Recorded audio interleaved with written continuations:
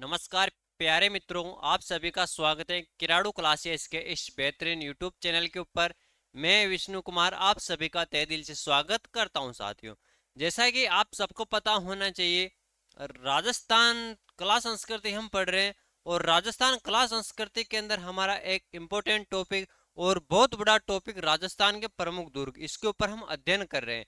यानी लगभग लगभग हमारी 6 क्लासें राजस्थान के प्रमुख दुर्गों को लेकर हो गई है और 2 क्लास और होगी साथियों हमारे राजस्थान के प्रमुख दुर्गों को लेकर। और जैसे ये दुर्ग समाप्त हो जाएंगे साथियों, उसके पश्चात हम जो एग्जाम की दृष्टि से जो क्वेश्चन बनते हैं उनके बारे में हम चर्चा करेंगे साथियों। यानी पहले कौन कौन से क्वेश्चन पूछे गए, आगे कौन से क्वेश्चन पूछे जा सकते हैं, उन सब के बारे में हम चर्चा करेंगे साथियों। और आप सबके लिए एक विशेष सूचना और है, विद्यार्थियों के बेहद मांग के अनुसार किराड़ू क्लासेस के यूट्यूब चैनल पर कुछ समय पश्चात सीईटी समान पात्रता परीक्षा ग्रेजुएशन लेवल की क्लासें भी स्टार्ट होने जा रही है। तो सभी साथी उनको भी पूरा सपोर्ट करें। यानी सीईटी समान पात्रता परीक्षा की बात कर रहे हैं अपन। समान पात्रता परीक्षा के कुछ दिन ही रहे, यानी आपके सितंबर के अंदर एग्जाम लग जाएंगे साथियों ना। तो अपनी तैयारी को कंटिन्यू बनाए रखें। और हम बात कर रहे थे साथियों राजस्थान के प्रमुख दुर्गों के बारे में, जिसके अंदर हमने कल गागरोन दुर्ग के बारे में कुछ सामान्य जानकारी प्राप्त कर ली थी कि गागरोन दुर्ग राजस्थान के कौन से जिले के अंदर स्थित है। तो भाई साहब हमने देखा था गागरोन दुर्ग राजस्थान के झालावाड़ जिले के अंदर स्थित है। कहाँ पर है? झालावाड़ जिले के अंदर स्थित है। और आज के इस सेशन में हम गागरोन दुर्ग से संबंधित कंप्लीट जानकारी प्राप्त करने जा रहे हैं। और जो साथी किराड़ू क्लासेस के यूट्यूब चैनल पर पहली बार आए वो चैनल को सब्सक्राइब भी कर लीजिएगा और बेल आइकन को प्रेस भी कर दीजिएगा, जिससे आने वाले वीडियो का नोटिफिकेशन आप तक पहुंच सके प्यारे साथियों। तो हम बात करें गागरोन दुर्ग के बारे में। आप यहां पर एक फोटो के माध्यम से देख सकते हो कि ये कौन सा दुर्ग बना हुआ है। यह दुर्ग के साथियों गागरोन दुर्ग जो झालावाड़ जिले के अंदर स्थित है। कहां पर है? झालावाड़ जिले के अंदर स्थित है। तो सीधा क्वेश्चन एक तो यहाँ से आपके लिए कंप्लीट हो जाता है कि गागरोन दुर्ग राजस्थान के कौन से जिले के अंदर स्थित है। तो आपको बताना है कि सर ये तो गागरोन दुर्ग तो झालावाड़ जिले के अंदर स्थित है। अब और कौन कौन से क्वेश्चन बन सकते हैं इनसे, उनके बारे में हम बात करें तो एक क्वेश्चन यहाँ से बनता है साथियों कि कौन सी श्रेणी का दुर्ग है। देखो आप देख रहे हो यहाँ से कि कौन सी श्रेणी का है। देखो आपको यहाँ पर क्या दिखाई दे रहा है, यहाँ पर आपको जल दिखाई दे रहा है। क्या दिखाई दे रहा है? जल दिखाई दे रहा है। यानी कौन सी श्रेणी का हो जाएगा ये जल श्रेणी का या औद्योगिक श्रेणी का हो जाएगा। कौन सी? जल दुर्ग श्रेणी का हो जाएगा या औद्योगिक श्रेणी का हो जाएगा। देखो जल दुर्ग या औद्योगिक श्रेणी क्या होती है इसके बारे में हमने पहली क्लास के अंदर ही बात कर ली थी कि वह दुर्ग जो किसी नदी के संगम पर बना हुआ हो उसे कौन सी श्रेणी का दुर्ग कहा जाता है? उसे औद्योगिक श्रेणी का या जल दुर्ग श्रेणी के अंतर्गत रखा जाता है साथियों। तो ये कौन सी श्रेणी का दुर्ग हो जाएगा? ये श्रेणी के बारे में बात करें तो ये जल दुर्ग या औद्योगिक श्रेणी का दुर्ग हो जाएगा। फिर आता है साथियों कि इसका निर्माण किसके द्वारा करवाया जाता है। जो गागरोन दुर्ग के साथियों गागरोन दुर्ग का निर्माण करवाया जाता है 1195 ईस्वी के अंदर। कब? 1195 ईस्वी के अंदर डोडा वंश के परमार शासक थे कौन? बिजल देव, उनके द्वारा निर्माण करवाया जाता है। निर्माण किसके द्वारा करवाया जाता है? निर्माण करवाया जाता है 1195 ईस्वी के अंदर। कब करवाया जाता है? 1195 ईस्वी के अंदर। अब किसके द्वारा करवाया जाता है? यह करवाया जाता है डोडा वंश के परमार शासक थे कौन? बिजल देव। बिजल देव के द्वारा इसका निर्माण करवाया जाता है। अब पीछे भी हमने जो भी दुर्गों के बारे में पढ़ा उनके प्रवेश द्वार के बारे में भी अपन ने देखा था। उसी प्रकार से हम गागरोन दुर्ग के प्रवेश द्वार के बारे में बात करें कि जो गागरोन दुर्ग है, गागरोन दुर्ग का प्रवेश द्वार कौन सा है साथियों? तो गागरोन दुर्ग का प्रवेश द्वार है बुलंद दरवाजा। कौन सा? बुलंद दरवाजा है। और इस बुलंद दरवाजे का निर्माण औरंगजेब द्वारा करवाया जाता है। यानी किसके द्वारा निर्मित है बुलंद दरवाजा?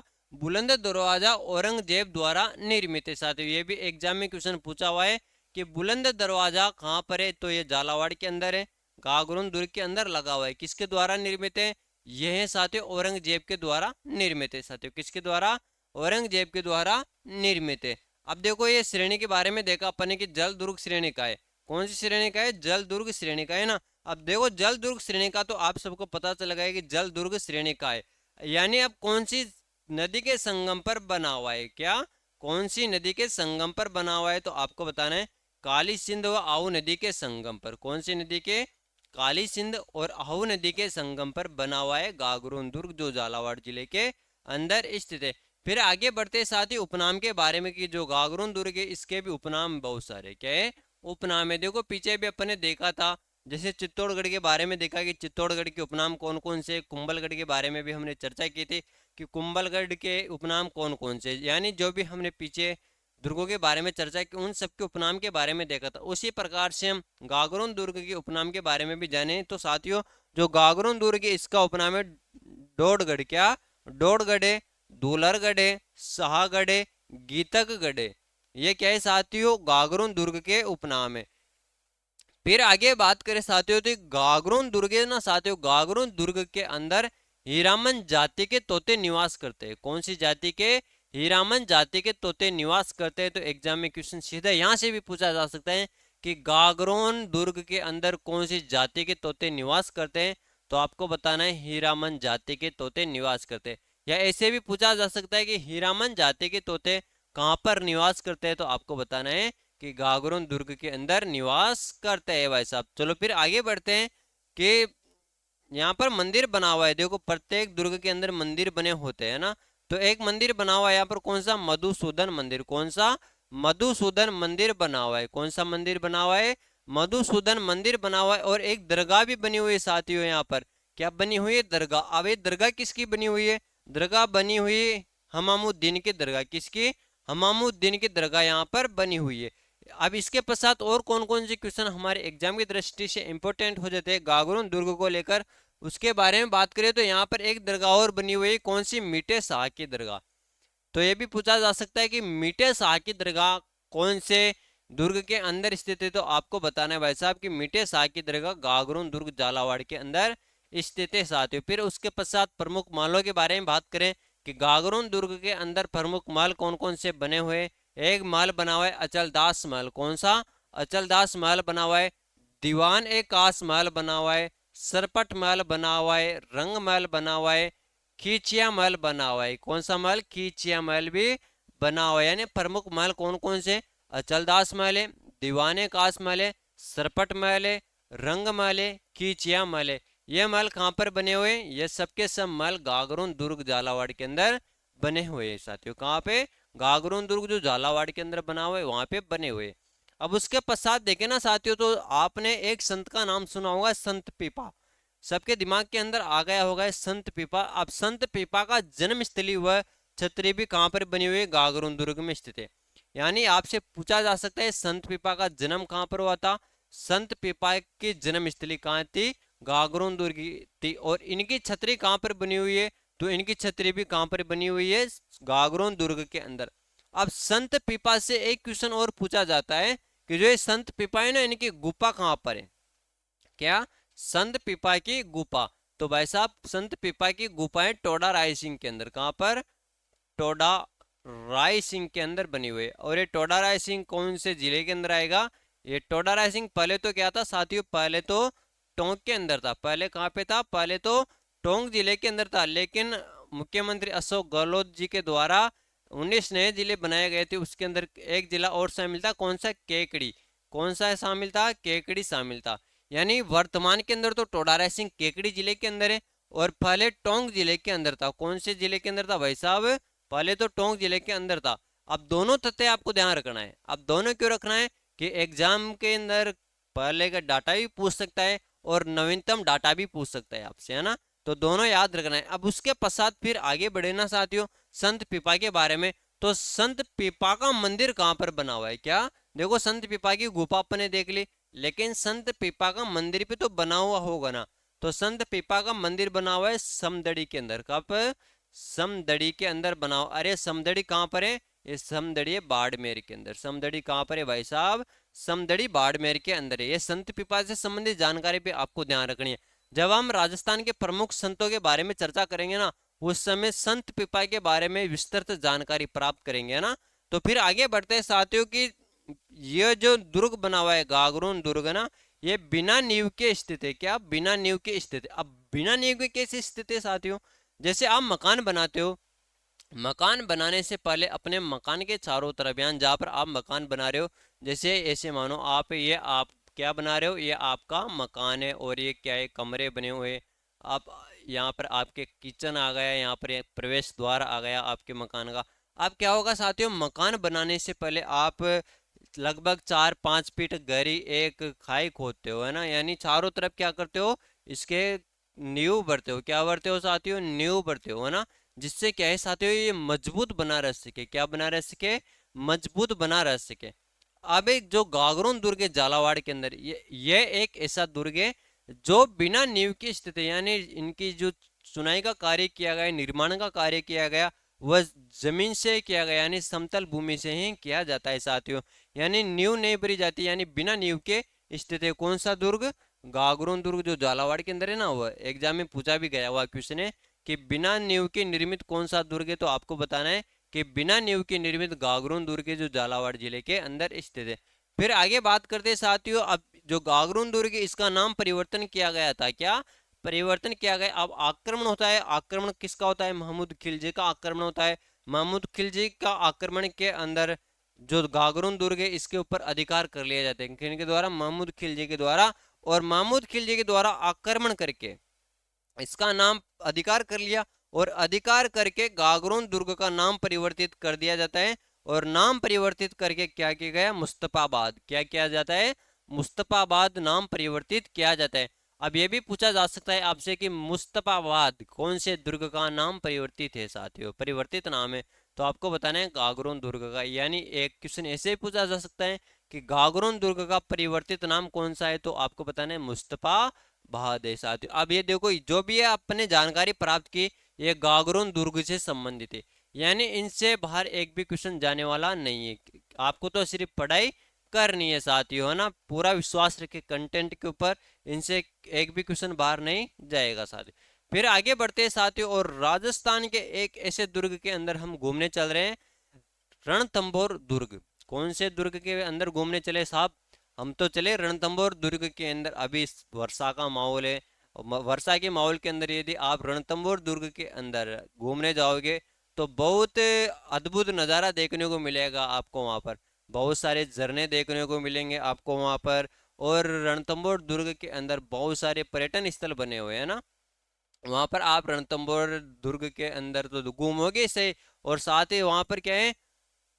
हाँ, क्या है वहां पर? रणथंभौर दुर्ग कहाँ पर बना हुआ है? रणथंभौर के अंदर है। और रणथंभौर दुर्ग के चारों तरफ जंगल है।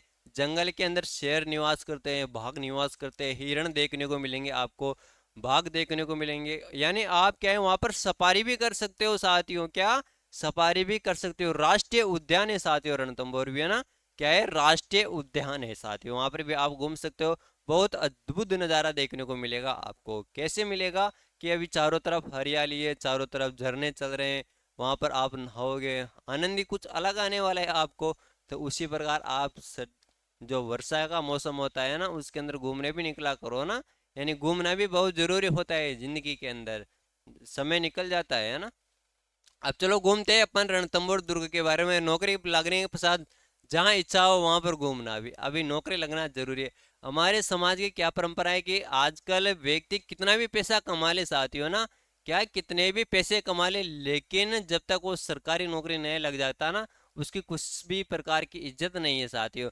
एक बार क्या होता है साथियों, एक गांव के अंदर चार पांच व्यक्ति बैठे हुए थे किसी तड़ी के ऊपर, जो चाय की होटल होती है ना गांव के अंदर, देखा होगा आपने। वहां पर चार पांच आदमी बैठे हुए थे।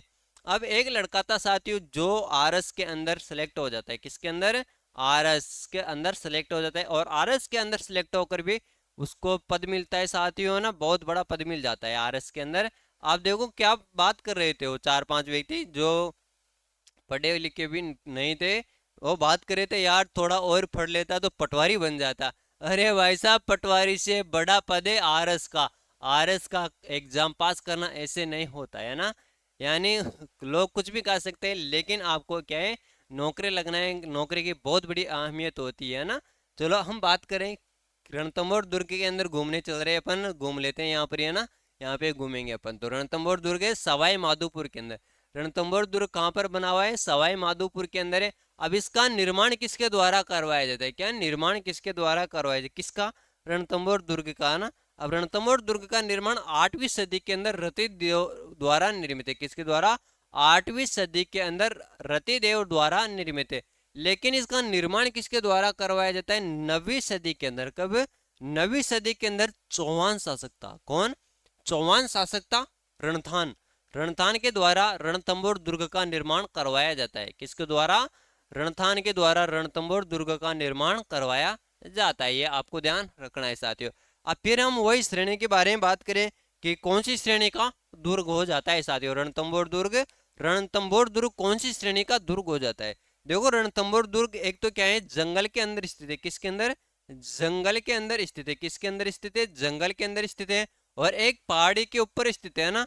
अब पहाड़ी के ऊपर स्थित है ना साथियों, तो कौन सी पहाड़ी के ऊपर स्थित है? तो एक थम्त की पहाड़ी स्थित है। कौन सी? थम्त की पहाड़ी स्थित है, उसके ऊपर रणथंभौर दुर्ग स्थित है साथियों ना। और जो रणथंभौर दुर्ग है ना, यह 7 पहाड़ियों से घिरा हुआ है। कितनी पहाड़ियों से घिरा हुआ है? 7 पहाड़ियों से घिरा हुआ है। और इसका वास्तविक नाम के बारे में बात करें कि रणथंभौर दुर्ग के साहब, रणथंभौर दुर्ग का वास्तविक नाम क्या है, यानी असली नाम क्या है इसका? इसका असली नाम है रंतपुर। क्या है? रंतपुर। अब रंतपुर का शाब्दिक अर्थ बात करें अपन कि रंतपुर है, तो साथियों रंतपुर का शाब्दिक अर्थ होता है क्या? रण की घाटी। क्या होता है? रण की घाटी किसका शाब्दिक अर्थ होता है साथियों।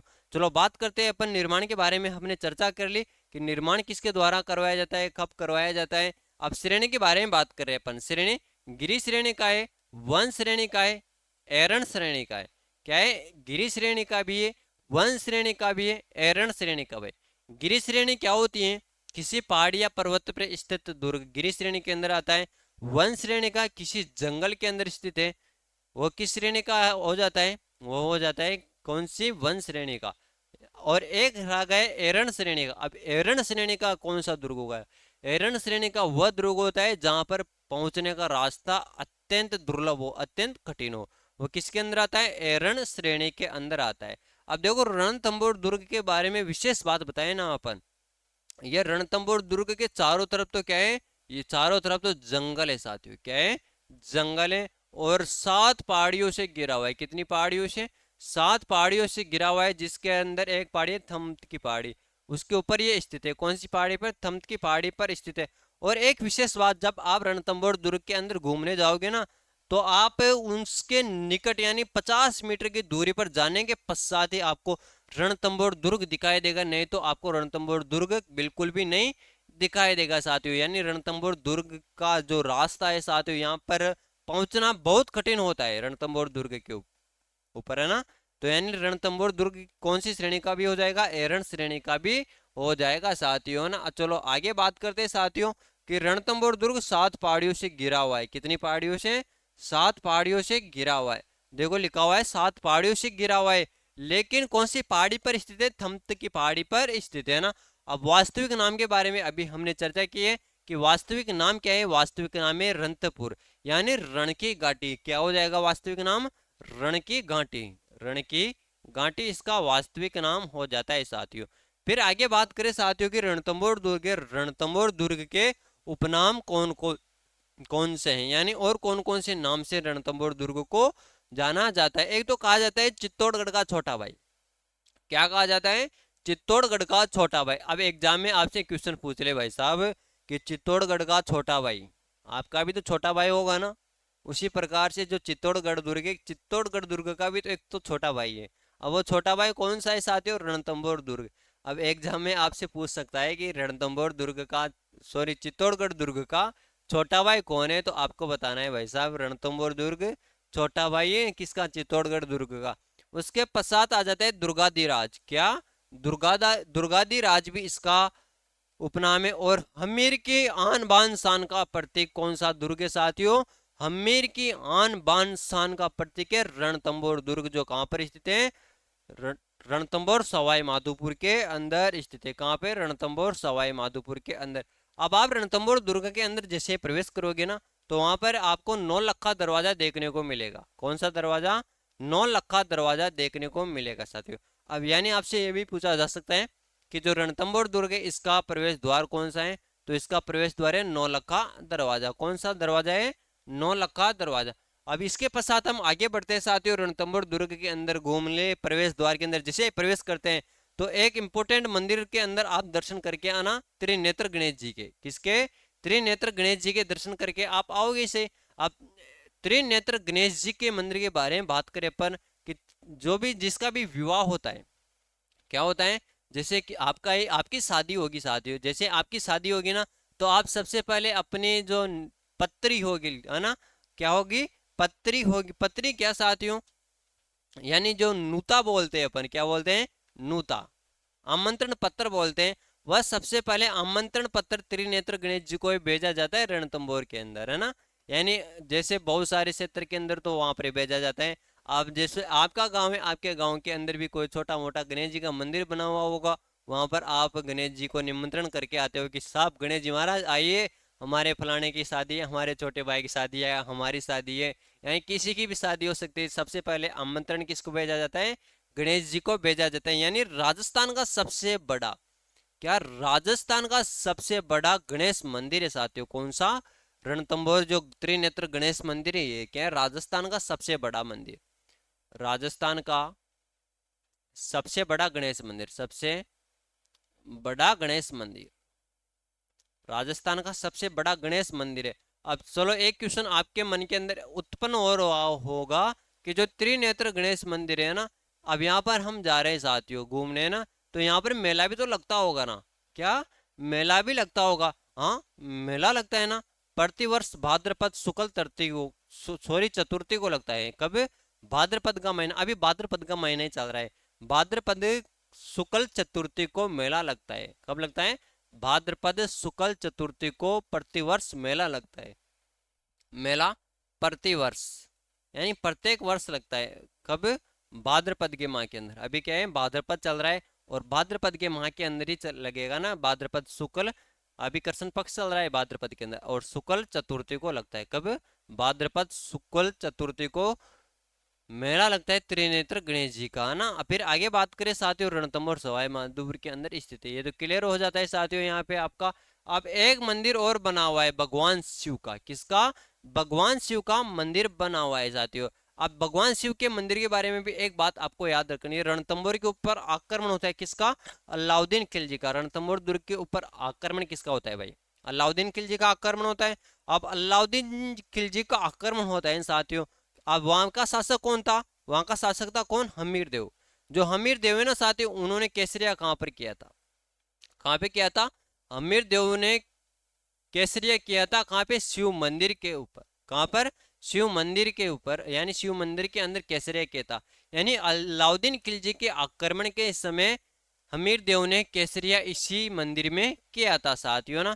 फिर आगे बढ़ते साथियों, एक यहाँ पर दरगाह भी बनी हुई है, क्या बनी हुई है, दरगाह भी बनी हुई है। अब वो दरगाह किसी की बनी हुई है, ये पीर सदरुद्दीन की दरगाह बनी हुई है, किसकी बनी हुई है, पीर सदरुद्दीन की दरगाह बनी हुई है। उसके पश्चात देखो, आप देख रहे हो एक माता का मंदिर बना हुआ है, शाकंभरी माता का मंदिर, किसका, शाकंभरी माता का मंदिर बना हुआ है। अब ये शाकंभरी माता है ना, रणथंभौर चौहानों की क्या थी, कुल देवी थी, क्या थी साथियों, रणथंभौर के जो चौहान थे, रणथंभौर चौहानों की कुल देवी। अब एक क्वेश्चन यहाँ से आपका बनता है कि रणथंभौर चौहानों की कुल देवी कौन सी है, हाँ? रणथंभौर चौहानों की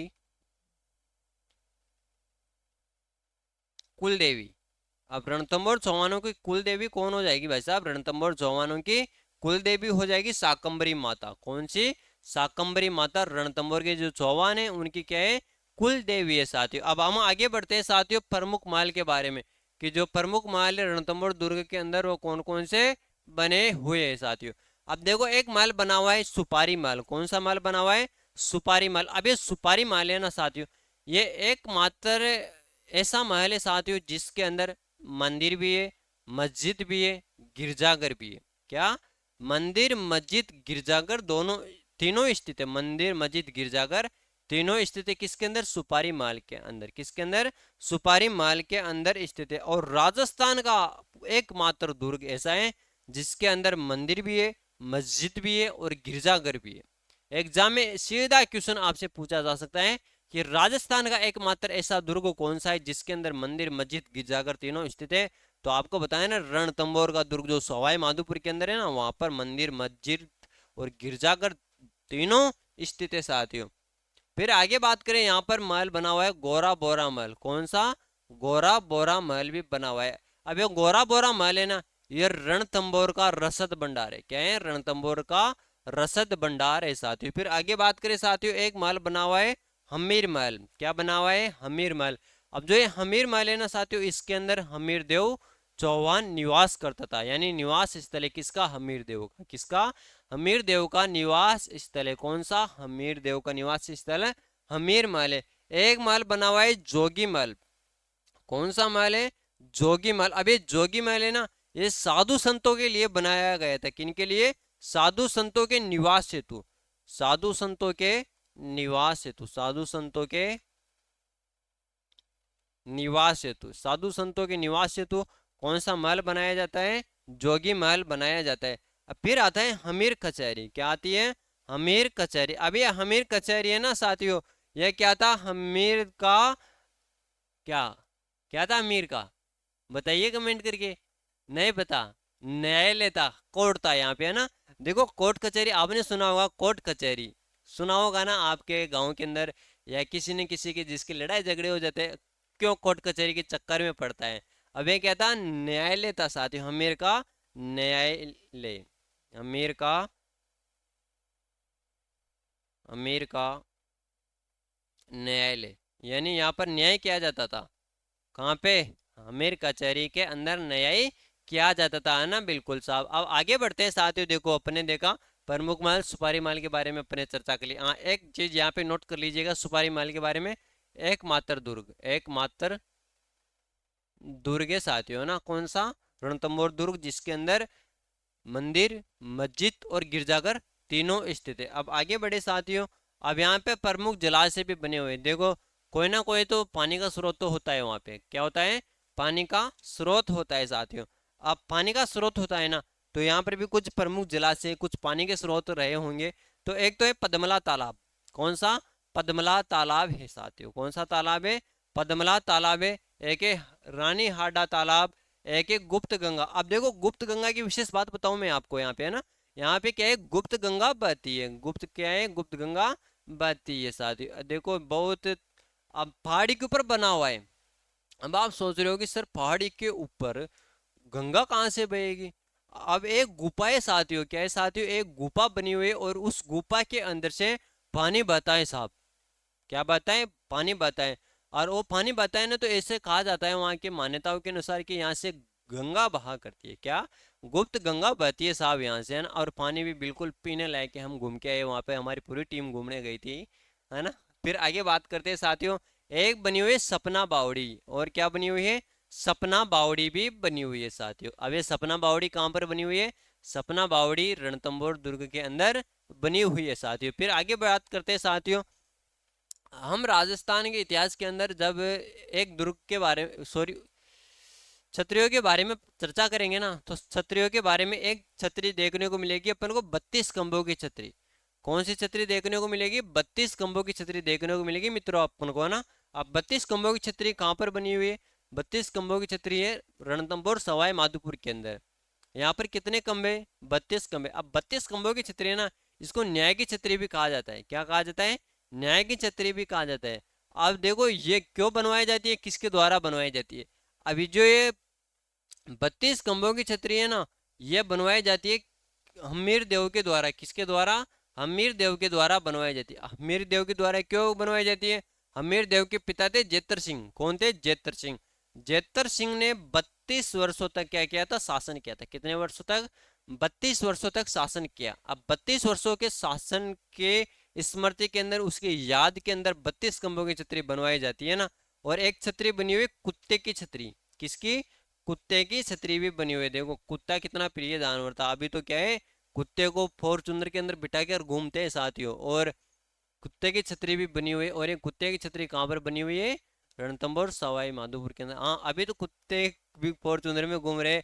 हमारे पास तो मोटरसाइकिल भी नहीं है भाई साहब, है ना? अपन तो साइकिल पे ही काम चला लेते हैं ना। और यहाँ पर कुत्ते क्या है, फॉर्चूनर के अंदर घूम रहे हैं, ऑडी के अंदर घूम रहे हैं। लोगों के पास तो गाड़ियां ही नहीं है बैठने के लिए। और वहां पर देखो जयपुर जाना, कभी टाइम मिले तो वहां पर देखना आप, पीछे डॉगी को बिठा लेंगे, ये हमें हमारा टॉमी है, हमारा टॉमी है। अरे टॉमी क्या खा के हो, वो तो डॉगी है ना, डॉग है। चलो आगे बात करते हैं साथियों। अब ये रणथंभौर दुर्ग है। रणथंभौर दुर्ग के बारे में विभिन्न कथन कहे जाते हैं।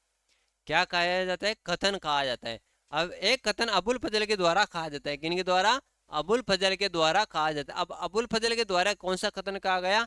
ये दुर्ग तो बख्तर बंदे, बाकी सब नंगे हैं। ये कथन अबुल फजल के द्वारा कहा जाता है। क्या कहा जाता है? कि ये दुर्ग तो बख्तर बंदे, बाकी सब दुर्ग क्या है? नंगे हैं साथियों। इसके अलावा और कथन कहा जाता है हमीर खुसरो के द्वारा। किसके द्वारा? हमीर खुसरो के द्वारा कहा जाता है। हमीर खुसरो के द्वारा क्या कहा जाता है? आज कुप्पर का घर इस्लाम का हो गया। क्या कहा जाता है?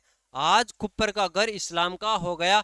और एक कथन कहा जाता है जलालुद्दीन खिलजी के द्वारा। देखो, जलालुद्दीन खिलजी ने भी आक्रमण किया था रणथंभौर दुर्ग के ऊपर, लेकिन वो क्या है, आक्रमण के अंदर असफल रहता है।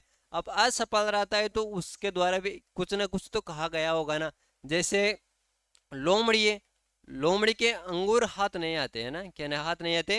अंगूर हाथ नहीं आते, तो क्या बोलती है? अंगूर तो खट्टे हैं साहब। क्या है? अंगूर तो खट्टे हैं। अब उसी प्रकार से क्या है साथियों, जलालुद्दीन खिलजी के क्या है, रणथंभौर दुर्ग हाथ नहीं आया। अब उसके द्वारा भी तो कुछ कहा गया होगा ना। लोमड़ी ने कह दिया कि अंगूर तो खट्टे हैं। उसी प्रकार से जलालुद्दीन खिलजी ने कहा मैं ऐसे 10 दुर्गों को मुसलमान के बाल के बराबर नहीं समझता। ये भाई साहब ऐसे बोलते हैं, क्या बोले? कि मैं ऐसे 10 दुर्गों को मुसलमान के बाल के बराबर नहीं समझता। अरे भाई साहब, बाल के बराबर क्या? ये तो राजस्थान की आन बान शान का प्रतीक बने हुए चित्तौड़गढ़ दुर्ग, रणथंभौर दुर्ग, ये क्या मुसलमान के बाल के बराबर आप अपेक्षा करोगी इससे, है ना? तो बात करें साथियों, अभी देखो ये 3 कथन कहा जाता है किसके बारे में? रणथंभौर दुर्ग के बारे में। और ये तीनों कथन आपको याद रखना है, ये एग्जाम में भी पूछे जाते हैं। अबुल फजल के द्वारा भी पूछा जाता है, हमीर खुसरो के द्वारा भी पूछा जाता है, जलालुद्दीन खिलजी के द्वारा भी पूछा जाता है। यानी हमीर खुसरो ऐसे दे देगा ये दुर्ग तो बख्तर बंदे, बाकी सब नंगे। ये कथन रणथंभौर दुर्ग के संबंध में किसके द्वारा कहा जाता है? तो आपको बताना है अबुल फजल के द्वारा। फिर दे देगा आपको आज कुप्पर का घर इस्लाम का हो गया। ये कथन किस दुर्ग के बारे में कहा जाता है? रणथंभौर दुर्ग के बारे में। किसके द्वारा कहा जाता है? हमीर खुसरो के द्वारा कहा जाता है। फिर कहा जाता है मैं ऐसे 10 दुर्गों को मुसलमान के एक बाल के बराबर नहीं समझता। ये जलालुद्दीन खिलजी के द्वारा कहा जाता है ना। ये इंपॉर्टेंट है कथन, तीनों से कई बार क्वेश्चन पूछा गया है। जो ये तीनों कथन है, इन तीनों कथनों को आपको ध्यान रखना है। और इनसे बहुत सारे क्वेश्चन भी पूछे गए, जैसे रीट के अंदर भी पहुंचे गए, आरडीसी के अंदर, पटवारी के अंदर, सेकंड ग्रेड के अंदर, फर्स्ट ग्रेड के अंदर, आरएस के एग्जाम के अंदर भी पूछे गए हैं साथियों। तो आगे बात करते हैं साथियों, ये अपने चर्चा की रणथंभौर दुर्ग के बारे में साथियों। अब और रणथंभौर दुर्ग से संबंधित और कौन कौन से तथ्य हमारे लिए इंपोर्टेंट हो जाता है। अब साथियों, जो रणथंभौर दुर्ग है ये 7 पहाड़ियों से घिरा हुआ है, जंगल के अंदर स्थित है साथियों। तो इसकी क्या चाबी भी तो होगी ना साथियों, कुंजी। अब रणथंभौर दुर्ग की कुंजी किस दुर्ग को कहा जाता है? जो रणथंभौर दुर्ग है ना, इसकी कुंजी जैन दुर्ग को कहा जाता है। कौन से दुर्ग को?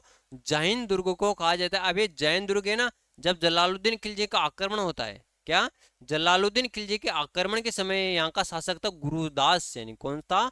गुरुदास सैनी यहाँ का शासक था। कहाँ का? जैन दुर्ग का। तो एग्जाम में सीधा आपसे यहाँ पे पूछा जा सकता है कि रणथंभौर की कुंजी कौन सा दुर्ग है? रणथंभौर की दुर्ग की कुंजी साहब जैन दुर्ग। और जब जलालुद्दीन खिलजी का आक्रमण होता है उस समय यहाँ का शासक था गुरुदास सैनी। कौन था? गुरुदास सैनी। अब राजस्थान इतिहास का प्रथम शाखा भी इसी दुर्ग के अंदर होता है। अब राजस्थान इतिहास के अंदर बहुत सारे शाखे हुए, उनके बारे में हमने चर्चा भी की है। राजस्थान इतिहास का सबसे बड़ा शाखा कौन सा है उसके बारे में भी हमने बात की है साथियों। उसी प्रकार से राजस्थान का प्रथम शाखा यानी सबसे पहले शाखा भी कहाँ पर होता है? रणथंभौर दुर्ग के अंदर होता है। अब रणथंभौर दुर्ग के अंदर सबसे प्रथम शाखा होता है, यह कब होता है? 11 जुलाई 1301 ईस्वी के अंदर। कब होता है? 11 जुलाई 1301 ईस्वी के अंदर होता है। और केसरिया किसके द्वारा किया जाता है? केसरिया किया जाता है हमीर देव के द्वारा। किसके द्वारा? हमीर देव के द्वारा किया जाता है। और जौहर किसके द्वारा? रंग देवी के द्वारा किया जाता है। किसके द्वारा? रंग देवी के द्वारा जौहर किया जाता है। और आक्रमण होता है एक के अलाउद्दीन खिलजी का। किसका होता है? अलाउद्दीन खिलजी का आक्रमण होता है साहब। ये आपको ध्यान रखना है रणथंभौर दुर्ग से संबंधित महत्वपूर्ण बातों के बारे में साथियों। यानी रणथंभौर दुर्ग से संबंधित जो बात है वो आपको ध्यान होना अति आवश्यक है। अब आगे बढ़ते हैं साथियों, और आगे बात करते हैं साथियों अपन आमेर दुर्ग के बारे में कि आमेर दुर्ग कहाँ पर बना हुआ है, इसका निर्माण किसके द्वारा करवाया जाता है। प्रवेश द्वार कौन सा है, उपनाम कौन कौन से, उनके बारे में बात करते हैं साथियों। अब एक बार मैं पानी पी लेता हूँ, फिर हम वापस चर्चा करते हैं ना।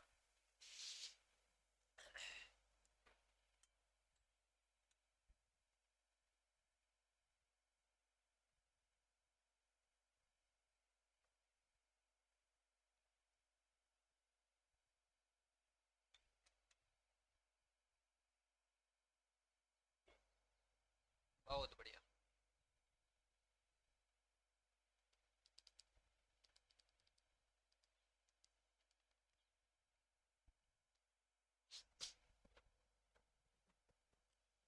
हाँ जी साथियों, है ना। बहुत बढ़िया, बढ़िया। आगे अब हम बात करते हैं साथियों कौन से दुर्ग के बारे में। आमेर का किला भाई साहब जयपुर के अंदर बना हुआ है। कहाँ पर बना हुआ है? आमेर जयपुर के अंदर। देखो आमेर के किले के बारे में हम बात करें, ये कहाँ पर बना हुआ है? आमेर। और ये आमेर कहाँ पर है? आमेर है जयपुर के अंदर। कहाँ पर है? जयपुर के अंदर। आमेर जयपुर के अंदर है ना। चलो बात करते हैं साथियों, अब आमेर के किले के अंदर हम घूमने गए रणथंभौर से डायरेक्ट कहाँ पर आ गए? आमेर किले के अंदर आ जाते हैं साथियों। अब आमेर किले के अंदर आ गए साथियों। आमेर किले को हम ऐसे निहार रहे हैं, देख रहे हैं साहब कि आमेर का किला है। अब आपके मन में उत्पन्न सवाल हो रहा होगा कि यार आमेर का किला तो बहुत सुंदर है, लेकिन इसका निर्माण किसके द्वारा करवाया? क्या निर्माण किसके द्वारा करवाया? अब इरो निर्माण 1207 ईस्वी के मई कोकिल देव द्वारा करवायो जाए। किनके द्वारा? कोकिल देव के द्वारा 1207 ईस्वी के मई करवायो जाए। अब वास्तविक निर्माता का बारे में भी बात करा पा कि जो आमेर का किलो है, इसको वास्तविक निर्माता कौन है, यानी वास्तविक निर्माण किनका द्वारा करवाया जाता है? तो ये को निर्माण मानसिंह प्रथम का द्वारा, किनका द्वारा? मानसिंह प्रथम के द्वारा करवाया जाता है। फिर आगे बात करते हैं अपन की कौन सी श्रेणी का दुर्ग। क्या? कौन सी श्रेणी का दुर्ग? अब आमेर का किला है ना, ये गिरी श्रेणी का है। कौन सी श्रेणी का है?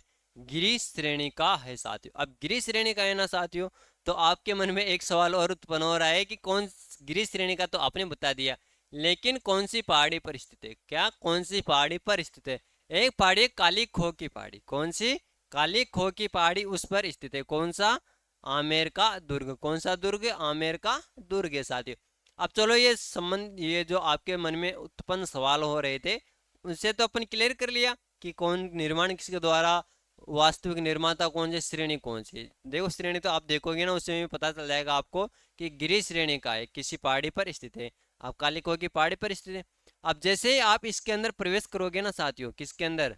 आमेर दुर्ग के अंदर जैसे प्रवेश करोगे तो एक आपको दरवाजा देखने को मिलेगा यहाँ पर। कौन सा? गणेश पॉल। कौन सा मिलेगा? गणेश पॉल देखने को मिलेगा साथियों। अब गणेश पॉल के बारे में जो फर्ग्यूसन है साथियों ना, फर्ग्यूसन ने कहा है कि ये सब विश्व का सबसे सुंदर दरवाजा है। क्या कहा है? विश्व का सबसे सुंदर दरवाजा है। किसके द्वारा कहा जाता है? फर्ग्यूसन के द्वारा। किसके बारे में? गणेश पॉल के द्वारा। गणेश पॉल किसका प्रवेश द्वार है? आमेर दुर्ग का प्रवेश द्वार है साथियों। अब देखो उपनाम के बारे में फिर बात करते हैं साथियों। आपनो राजस्थान है, अपना राजस्थान में बहुत सारा उपनाम होया करे। जैसे किसी का नाम कालू है, उसको काड़ा, काड़ो, बहुत सारे नामों से जाना जाता है ना। ये आपका भी कुछ नाम तो हुआ होगा ना आपका, जैसे कोई भी नाम है, आपका नाम यानी शुद्ध कोई नहीं बोलता कि आपका नाम जैसे हेमराज है, तो आपको हेमराज नहीं बोलेंगे, हेमो।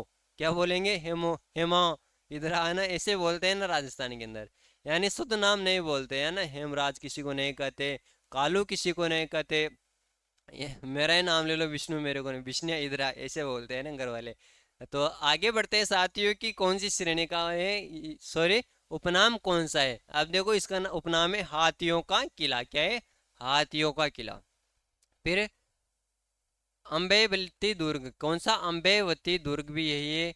फिर अम्बेपुर दुर्ग भी कौन सा है? अम्बेपुर दुर्ग भी आमेर का किला है साथियों। यानी जो ये हाथियों किला, अम्बेवती दुर्ग या अम्बेपुर दुर्ग, ये आमेर किले के क्या है?